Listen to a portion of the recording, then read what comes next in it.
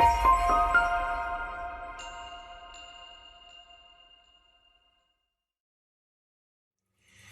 everyone, this is Jane with Barlow Herbal, and in this video, I'm going to share some information about a lovely little bit overlooked plant, and that is yellow clover or yellow sweet clover. Now, this is also known as Melilotus officinalis and is technically not even a clover. It's in the legume family. And it has been around and used for centuries. It grows all over the place and is actually known as a weed. Now, yellow clover originates from Europe and Asia, but over the centuries, it's been carried all around the world, and it now grows all over the United States, Australia, New Zealand, all over Europe and Asia. And it is, like I said, considered a roadside weed. Now, yellow clover made it into my dad's original book, From the Shepherd's Purse, which only had 48 plants in it. And I know when he was putting this book together, each of these plants had a special meaning for him, a deep history. And I also think that when you are a botanist, like my dad was, and you carefully choose 48 plants to put into your medicinal herb guide, you know that each one has a powerful meaning and a deep, rich history that impacts human health on a medicinal level.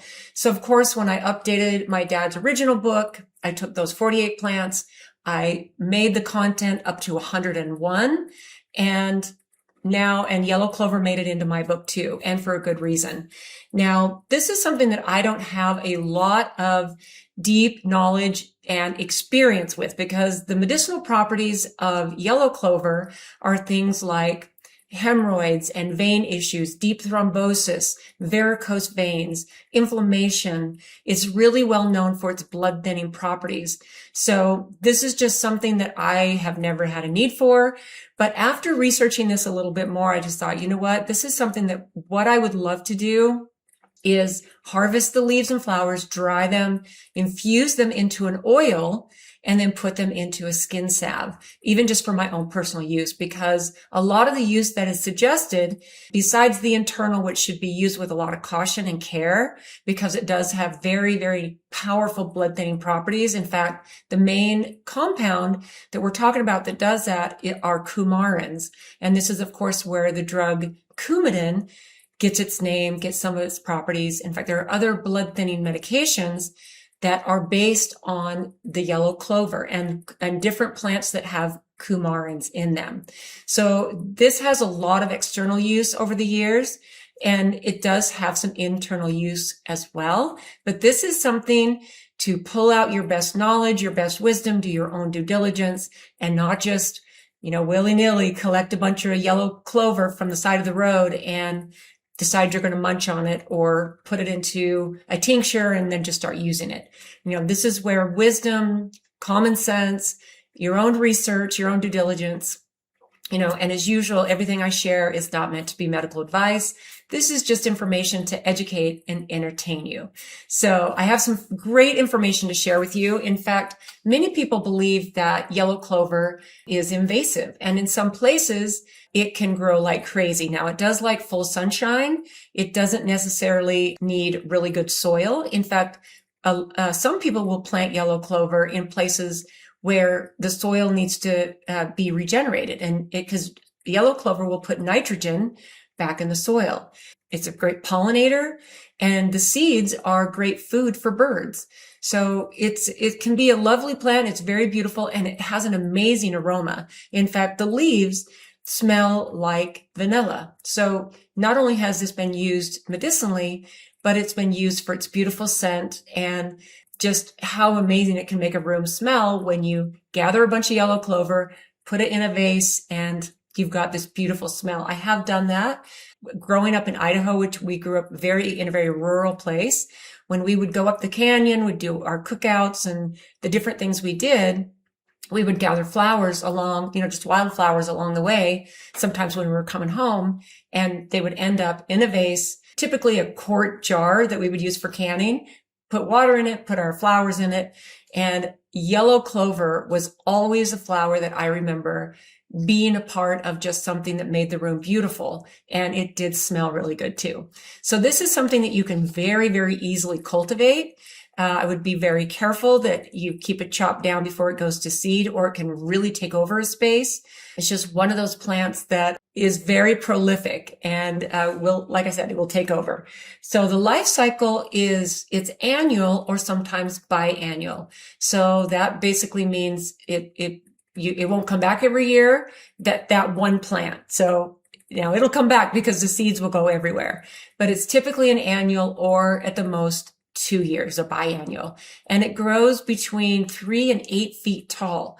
So it can get really, really tall, have these beautiful yellow flowers that as they start to get heavy can kind of droop. It's actually, the way it grows is really, really beautiful. So it's drought tolerant. Once it's established, it likes to thrive in full sunshine. So you're not going to usually see it in the forest or in really shady places because it does like the full sunshine. So it's really, really pretty easy to grow. Some of this information I found, I'm excited to share with you because this is really where the deep wisdom, and I found some beautiful folklore that goes along with it as well.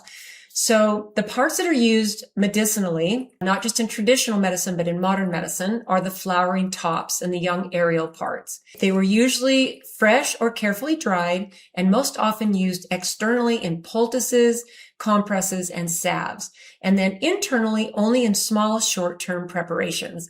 And then what I wrote here is under knowledgeable guidance, because this is something, like I said, you don't want to just willy-nilly make up a tincture and then just start taking large doses because, oh, you heard it was great for varicose veins.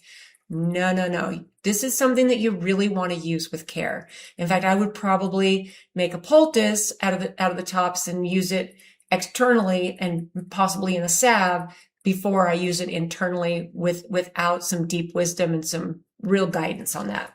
Traditional medicinal uses focused on bruises and swelling, heavy and stagnant circulation, lymphatic congestion, and mild inflammation.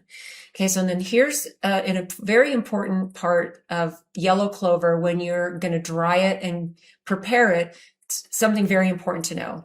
So medicinal use depends heavily on proper drying and storage. Spoiled plant material was historically known to be dangerous even before people understood why. And I think that's really fascinating because I think it's really for people that have been using this for centuries. A lot of it was probably trial and error. There were probably people who got hurt or maybe even died possibly because it wasn't dried and stored properly. The parts that were used as food, both historical, limited, and regional, yellow clover was never a staple food, but it was used sparingly and creatively. So here's what I found. The young leaves and the shoots occasionally eaten very young before the bitterness developed. So the older this plant got, the more it went into the season, into the summer, late summer and fall, it would get very, very bitter, which is common for many, many plants as it starts to kind of go through its life cycle. It was used fresh or lightly cooked as a spring green and more common in times of scarcity than abundance. So when food wasn't abundant, yellow clover would suffice, when food was scarce. Now the flowers were used as flavoring, not as a vegetable.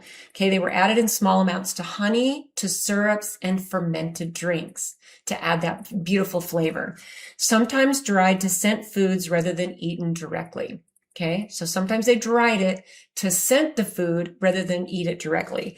Now, the seeds were rarely used as foods, sometimes ground or added to animal feed historically, and not common in human diets. So sparingly food, the seeds, the flowers, the leaves, sparingly. Okay, and especially the seeds, not common at all. Sometimes it was ground up and put into the feed of animals, which extended that, probably provided a fair amount of nutrition and etc. In many cases, the plant was valued more for aroma than nutrition, a way to bring sweetness, scent, and symbolism to food rather than calories, which I really love.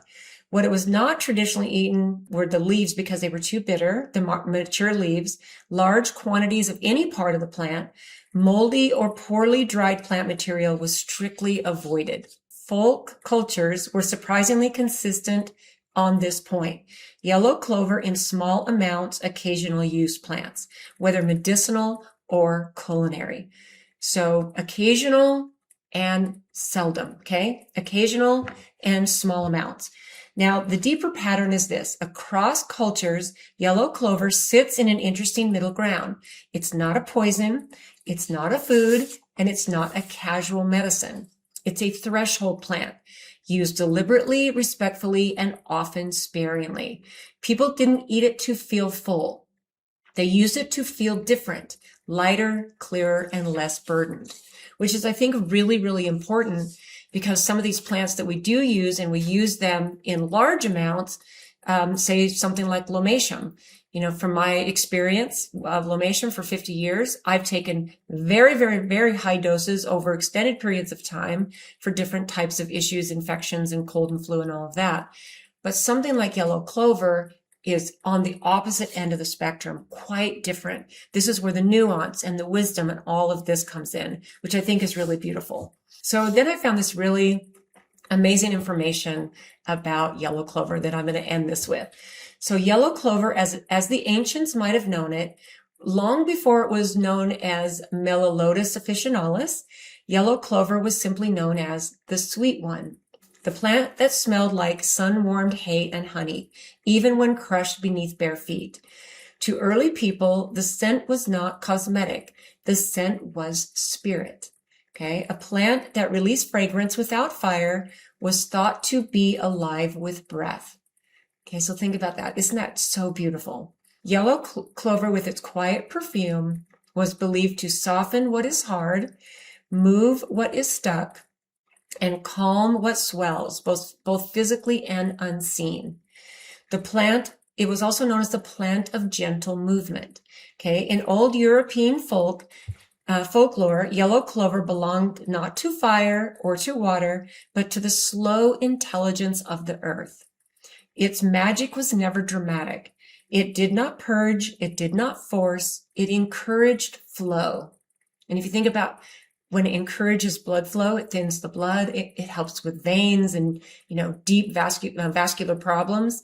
It encourages flow. I love the way that was worded. Traditional logic went something like this.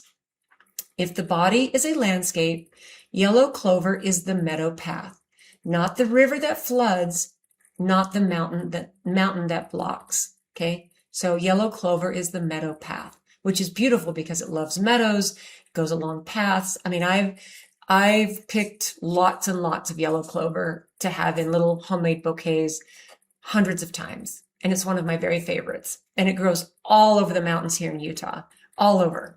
It's so beautiful. So for this reason is why it was associated with heavy legs, bruising, lingering swellings, and old pain that refuses to leave. Not enemies to be fought, but conditions to be coaxed back into motion. I mean, you think about varicose veins alone. This is something that a lot of people struggle with. And as a person who developed varicose veins when I was pregnant with my boys 40 plus years ago, that is something that I've actually had to keep in check. And I think part of that is not just my nutrition, but it's keeping my weight in check. And it's also my daily movement. So I think that helping to relieve some of these issues that plague us can help us stay in movement. The nuances and the way that these flow and come full circle are absolutely perfection in Mother Nature from my perspective. So then it's also known as a liminal medicine between blood and dream. In esoteric herbalism, yellow clover sat in a liminal role between blood and lymph, wakefulness and rest, and decay and preservation. I mean, you really think about the nuances of preserving this plant and all of the things, and it's really beautiful. Its fragrance made it a common addition to sleep pillows, funeral linens, and cradles and birthing cloths. There's a quiet poetry here. A plant used both where life begins and where life loosens its grip. So beautiful, right? Some traditions believed that yellow clover helped the soul move gently between transitions, prevented stagnation of both humors and emotion, and eased the body's resistance to change. I love that. I think even just smelling it, just the aroma of it, we know that aromatherapy is so, so powerful. And this is where something like yellow clover comes in. It's also been known as a guardian against rot, not just physically, but symbolically. People noticed something long before the science explained it. Sweet clover spoils badly if neglected, but preserves beautifully if it's dried with care. This made it symbolically powerful. Handled properly, it is sweet, healing, and protective. Handled poorly, it is dangerous, corrupting, and harmful. That says it all. So beautiful. From a folklore perspective, this wasn't chemistry. It was a moral lesson. What moves the blood must be respected or it will turn against you. Isn't that fascinating? Thus, yellow clover became a plant of discipline and discernment. Here's a couple of things I'm going to finish with yellow clover. If we imagine a medieval or pre-medieval practitioner working symbolically, they might have used yellow clover to place dried flowers near someone recovering from grief or long illness, add a pinch to external compresses for old injuries or remembered pain, carry it during journeys involving thresholds like birth, travel, death, and vows, and pair it with moon rituals on release rather than attraction, always gently and always sparingly. So I would love to know what you think about yellow clover. Do you see it all over the roadsides where you grow or where you live? Did you not realize that it was part of the legume family and that you could use it for all of these things, even if it was just in a nice hand-picked handful in a little glass jar on your counter? Like, so many beautiful reasons to appreciate some of these flowers and plants that are considered just weeds. Some of our most powerful medicines come from these plants. So thank you for tuning in today. I would love to know what you think about this amazing little humble yet powerful plant, yellow clover, and we will see you next time.